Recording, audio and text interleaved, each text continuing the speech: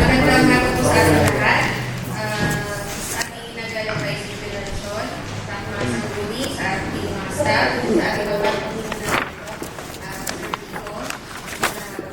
meron po tayong paksa na nasa lagdian talagin. Ito po ang resolution authorizing the Municipal Mayor Honorable Mark Choday Dilago to enter into a memorandum of agreement with the Department of Labor and Employment, Regional Office Number 3, Dole R03, hereinafter represented by its Regional Director, Geraldine M. Padrillo, for the implementation of the approved livelihood project entitled Hatid Pagkabuhayan para sa mga person with disability, PWD San Rafael. Narito po ang ating PES officer na si Sir Rico para po sa karagdagang magkakaliwa. Maraming salamat po. Salamat po ay pagpumukahin ng pagsuspindi ng aking tutunin pa lang sa pagpupulang. Muli po ay nanayan, pero balik ko din sa Santa Maria. Magkano po hinihiling para po sa pagpapatuloy na ating po muna pansamantalang masuspindi ang ating nalipong o kaunay po sa pagsangkas. Maraming salamat po. Ngayon po ay suspindido na po ang ating tutunin pa lang sa pagpupulang. Kahit pa magpapatuloy na po tayo sa ating pagsangtalakayin. Nanayan po natin ang ating peso. Sir Rico, yung mga konsel, napakahilig yung maglupa.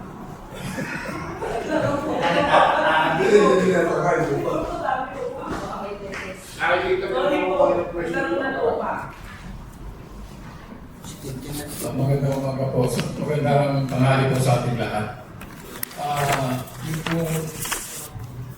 Yung po aming project proposal ay tungkol po sa aming mga PWD na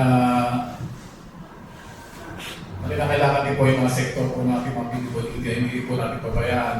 Dahil po doon ay gumawa po kami ng project proposal at ito naman po ay binibigay naman po sa atin ng ating dating Senator Laurel Legarda na 500,000. So binigay po sa amin ang pagtitiwala na kami na po ang bahala na mag-provide ko naman po ang kanilang kailangan. Kaya po kami ay nagpa-seminar at pinatawag po namin yung mga pangulo ng barangay, ng mga PWD. At 25 po doon ay binigay po sa atin ng DSWD. DSWD po nagpadala sa amin, mga 25. Actually po, mga pangulo po sila ng barangay, na bawat barangay ng PWD. 25 lang po sila sa halip na 34 kasi po ito pong iba ay nabigyan na po nila na siguro po yung mga pangkabuhayan. So, yung pong 25 na napili na pangulo po ng bawat barangay, yun po ang aming bibigyan kapag po okay na po itong ating memorandum of agreement. May nais ko nga maglinaw. Pinigala po kagalagaran ko rin sa akin. Kaya Rico, magandang hapon po. Dati na po programa ito na video, pero ngayon parang pagdagan. Dati programa ng Senator Laurel Legarda na ginagawa municipality. Opo. Tapos ngayon po ito, bago, siya pa rin po o iba na? Siya pa rin po. Bali ang nangyari po dyan, ang Department of Labor sa kanila ibinigay ng Senator. Then, nahihirapan po yata silang i-process po at mamili kasi po iba-iba po kasi dinideklara ng mga beneficiaries kung ano-ano ang bibili. Tapos nabanggit niyo rin po na ito po ay bababa sa President per Barangay of PWD. May guidelines po dito. Yung pong pagpili, ang pinili po ng DSWD, yung mga pangulo. Sila po, para masala. Opo.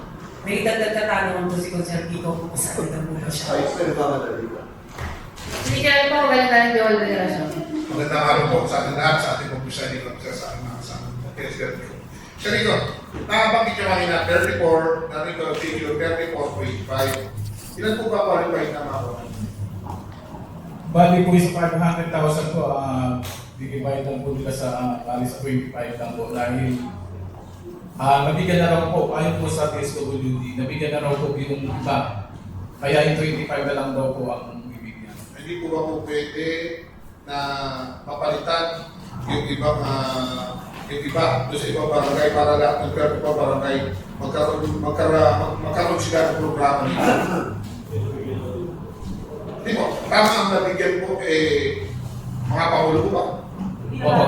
Mga pangulo. Mahulo sa barangay ng mga PWD. Alam nga po, hindi po pwedeng palitan ng hindi pangulo para mabigyan din po yung barangay na yan.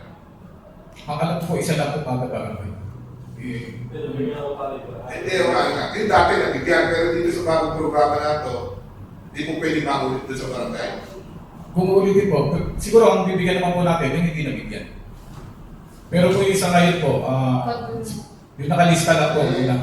Hindi magulo, ang sinasabi ko nga kasi, Hindi ikaw, kasi ito lang po yung ano ni Consel Joey. If ever, nabigyan nyo na yung 34, di po ba? Ang bibigyan nyo lang ilang 25. O dahil yung siya, kung nabigyan na yung barangay nyo, dahil hanap tayo ng ibang PWD dito sa barangay. hindi pangulo. Oo, hindi po ba pwede yun? Para lahat ng barangay nabigyan. Saka ano po ba ang proyekto ang ibibigay ng pangkabuhayan, hatid pangkabuhayan sa ating mga PWD sa worth 500,000? Ano pong programa o ano po yung... Yes. Cash po ba yan o livelihood project?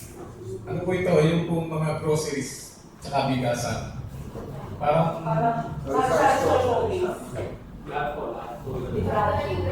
kasi kung una po nito, meron pong mga, ang gusto nila ay yung mga computer items.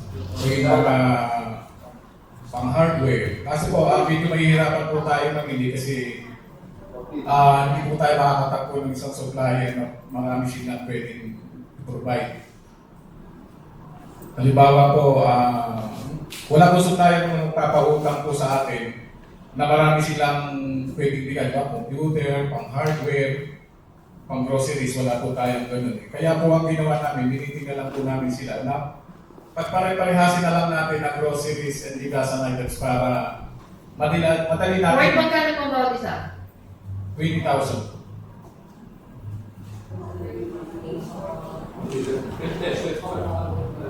$20,000 po bawat isa. Paano po pinili? Puro Pangulo? Opo. Hindi po ba dapat kung sino talaga na ilangan ng PWD? O yun po. Yun Sino po. po ba nag-decide sa pagpili? Kayo o yung nagbigay? Ang PSWD po. Bali, sa kanila po, hindi na ba yung programa na po dito, kami lang po ang nagtuloy dahil po Hindi, nagka-problema. sino nga po namili na beneficiary? Kayo o DSWD pa yung baba pipili? Nung siya po nandito sa atin. PSWD po. Hindi MSWD ha, sa atin. Sa atin po, sa atin po. O kaya nga, ang pumili dito sa atin. Hindi po ang nasa main pa. MSWD. PSWD po. Saan kami ng mga PWD sa bawat barangay? Wala po, pero po ang MSWD. May nais na po ba magtanong? Pinigyan po kung gano'n din doon. Sa pagkakagawa ko kasi, Puente Dole Region, ito po ay implementing agency po sana Mayor's Office sa pamagitan po ng peso. At kayo po bilang implementing agency, magko-coordinate po kayo sa MSWD for target beneficiaries. Tama naman po kayo, dapat sa PWD, nakakalungkot lang, bakit sa Pangulo? Hindi naman po sa inaan natin mga Pangulo kasi po karamihan naman, pag bumaba ang mga projects, sigurado ang mga Pangulo, lagi Meron. nagkakaroon. Kaya dapat po sana, tama naman po yung sabi ng ating Vice Mayor, wala bang mas ibang pwedeng makinabang po nito. No? Kasi po, itong mga programa po ito, baka mamaya din, yung isinusubo po natin, hindi naman angkop dun sa mga tao na nangailangan. Halimbawa, kung ako po ay isang beneficiaries taga-tupot, marami na akong patay katabing tindahan, sari-sari store, at may bigasan, yun po ba yung napag-aralan natin?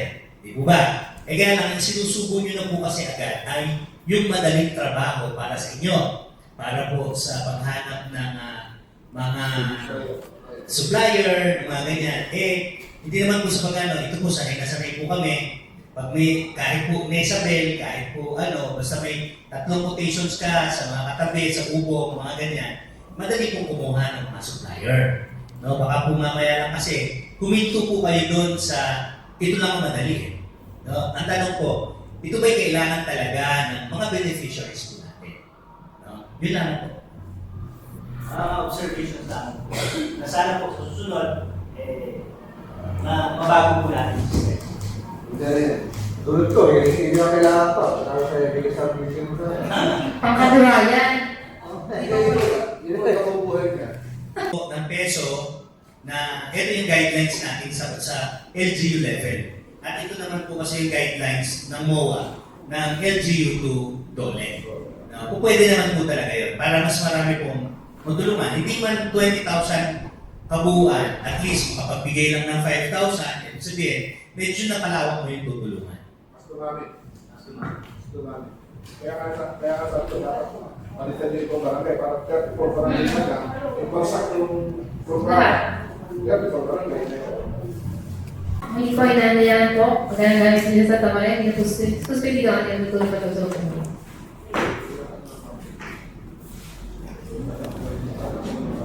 Maraming po salamat Sir Rico sa pagpapaliwanag. Kumaliman ako ang mahal. Nagkaroon ko hinihiling na resolution authorizing the Municipal Honorable Mark, Mayor Mark Chol ay binago to enter into a memorandum of agreement with the Department of Labor and Employment Regional Office Number 3 hereinafter represented by its Regional Director Geraldine M. Panlilio for the implementation of the approved livelihood project entitled Hatid Pagkabuhay para sa mga person with disability sa Rafael Leño ay atin na po mapagtibay ngayong araw din po. Maraming salamat po. Meron po po ang pangalawa. Hindi kilala po galang-galang doon nila. Napakalawa. So, kung paano po ang galang-galang April sa Santa Maria na pinagawa po ang galang-galang doon nila. Resolution authorizing the Municipal Mayor, Honorable Marchol Aguilago to enter into a memorandum of agreement with the Department of Labor and Employment, Regional Office Number 3, hereinafter presented by its Regional Director, Geraldine M. Panlilio for the implementation of the approved livelihood project entitled Hatid Pangkabuhayan para sa mga person with disability sa bayan ng Sarabay at at ng lubos ng Pentiba ngayon din po hapon ito. Maraming salamat po sa Rico. Okay na po.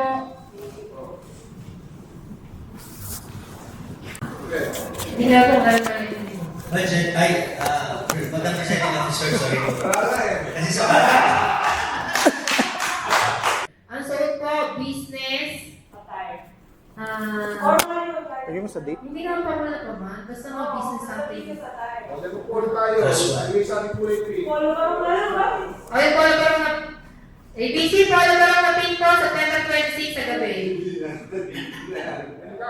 Bumili ka na kasi. Japan, yung tayo sa Japan. Ate Jenny nga sa September 26. 26 to 27, guys. 26 hindi, 27 ano, HSA. 30.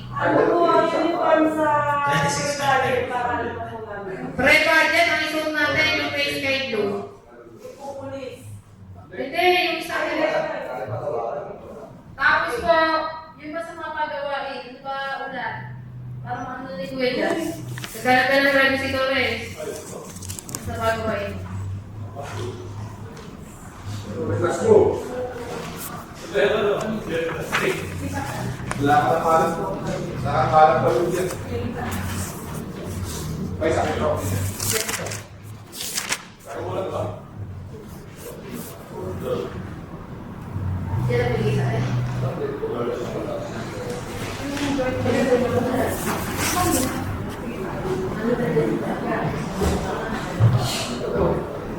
Hindi, yan na. Ganito dito.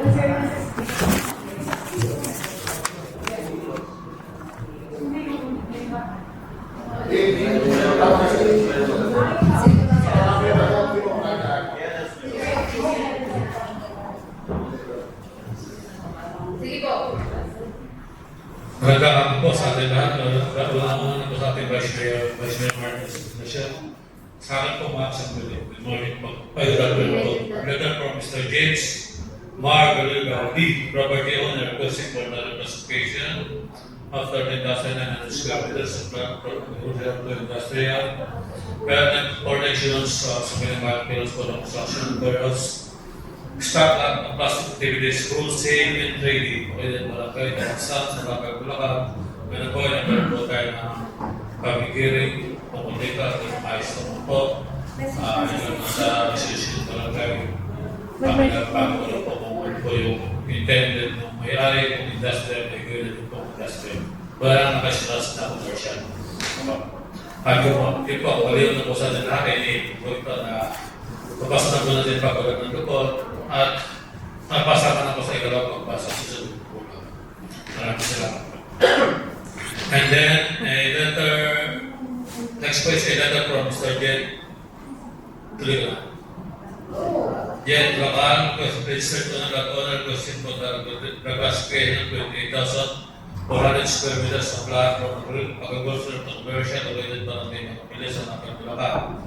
Nagkaroon din po tayo ng ngayon ng public hearing dito at kumpleto lang po ang kanilang dokumento. Pinyarap po, pero sila mga pinangako dati na hindi nila tutupad. Sinabi naman po nila this time na ko-comply po nila yung lahat ng kanilang atraso sa Sangguniang Bayan. Kaya sorry din. At kaya po, kung malinaw na po sa atin lahat at wala na po katanungan, inihilig ko po, ito po ay mapasa na rin po sa pagtuwalan ng lupod at mapasama na rin po sa pangalawang pagbasa at susunod po po. Maraming salamat po. Maraming salamat po. Kuya Jazz, okay na na. Pagbabalita po, kaya po Ano po, papasya nagpapatibay sa supplemental budget bilang isa ng Sangguniang Kabataan ng sakang pahalaang na may kabuuang halagang 23,850.88 na pinagtibay sa ilalim ng SK Resolution Number 2024-T. Sponsor po kagalang-galang Edwin Lindon.